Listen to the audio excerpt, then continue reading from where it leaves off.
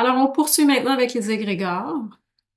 Un égrégore, j'ai pas de taux vibratoire pour ça. Par contre, si votre antenne bascule sur égrégore, ce que vous devez savoir, c'est que c'est un ensemble de concepts, de dogmes, de règles, d'émotions, de lois qui sont véhiculés par un groupe, un collectif, et certaines personnes adhèrent, qui fait en sorte que ces personnes-là continuent à nourrir et à perpétuer ces dogmes, ces concepts, etc. Et ça crée, puisqu'on est des êtres créatifs, donc ça crée quelque chose comme un nuage, une empreinte. Certaines personnes, par contre, vont se sentir contraintes par certains dogmes, comme les dogmes religieux, par exemple, qui persistent dans le temps, qui perdent peut-être un peu de puissance à certains endroits, qui en prennent à d'autres, qui se transforment aussi.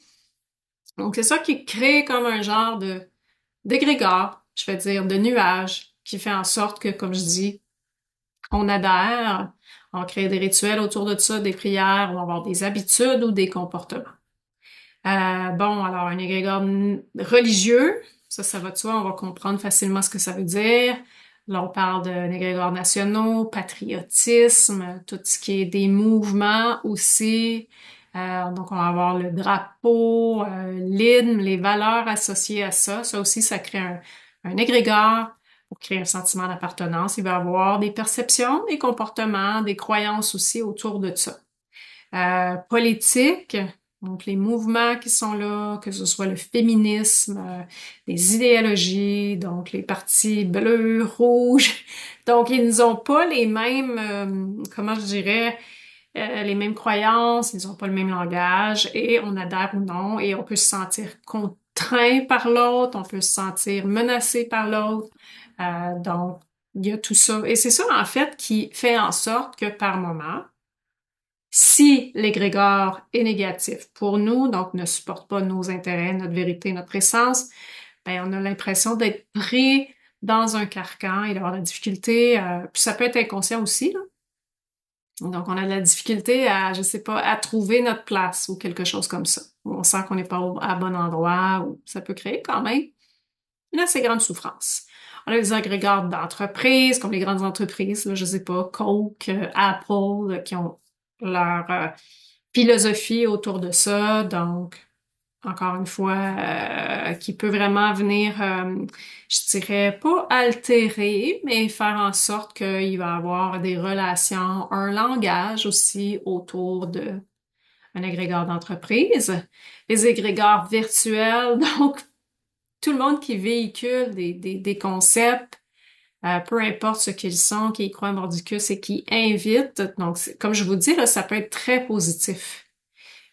Mais c'est ça. L'inverse est aussi vrai. Donc, l'idée ici, c'est qu'on va dans sa forme négative. Si elle nous contraint, si elle nous freine, si on se sent restreint et emprisonné par ça, c'est ça qu'on va venir faire bouger.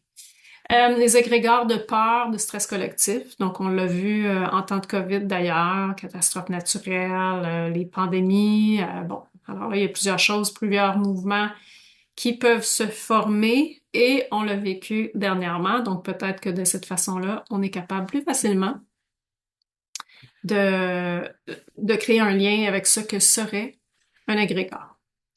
Donc, ce qu'on va venir faire, c'est qu'on va venir avec 15-30 couper, déconnecter, dissoudre sur tous les plans, physique, émotionnel, mental, spirituel, parce que ça englobe tous ces plans-là, dans tous les temps, de ce qui n'est pas bénéfique pour nous. Donc, effectivement, ça peut venir de quelque chose qui vient du passé et qui se perpétue au fil des générations.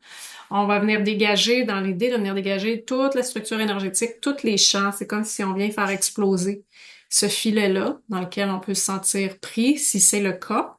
Dégager, transmuter toutes ces vibrations non bénéfiques et non cohérentes avec notre essence. Alors, il va y avoir beaucoup de votre intention et aussi, ce qui va être très puissant, c'est la prise de conscience pour nous-mêmes ou pour la personne qu'on est pris dans une égrégore et qu'on peut enlever ces filtres-là, finalement, qui ne nous appartiennent pas, qui ne nous font pas du bien, et remettre notre cassette de notre essence véritable, alors retrouver sa vérité. Et ensuite, ben, effectivement, on vérifie si on retrouve la vibration de retour à l'équilibre. Bien sûr, on pourra aller voir s'il y a des croyances, si on pourra aller voir aussi s'il y a des émotions, Alors clairement, il y aura de tout ça, des énergies négatives, encore là, je suis dans le contexte négatif. Et bien sûr, on pourrait aussi utiliser une affirmation qui va venir renchérir cette puissance intérieure de retour à soi. Comme, là, je vous ai donné un exemple, mais à vous de voir si ça résonne en vous. Vous pouvez travailler avec les mots pour les rendre plus simples ou pour les rendre plus cohérents avec ce qui vibre pour vous. Alors, dans ce cas-ci, je retrouve mon libre arbitre. Alors, ma propre façon de penser, de voir, de percevoir les choses, en libérant mon champ énergétique de toute influence qui ne me serve pas. Avec l'aide de mon moi supérieur, donc cette force qui nous relie tous, cette force qui nous habite, qui est reliée à un plan plus grand, et de mes guides, si ça fait partie de vos croyances, je restaure mon identité et ma connexion profonde avec le soi. Je demande à toute énergie étrangère de quitter mon espace, où seule mon essence, ma vérité et mon créateur sont les bienvenus. La force créatrice, par exemple, sont les bienvenus. Alors ça, effectivement, quand on parle d'affirmation comme ça peut être à répéter parce que là, on va avoir l'affirmation, mais aussi les émotions. Donc, l'idée, c'est de faire bouger notre émotivité pour ressentir éventuellement cela, cette affirmation-là. Elle peut évoluer au fil du temps aussi. C'est pour ça que les mots qui résonnent avec vous sont hyper importants à chaque fois qu'on travaille avec une affirmation, à les mettre à votre goût, à votre sauce. Et répéter, répéter, répéter jusqu'à ce que ça devienne une réalité pour vous.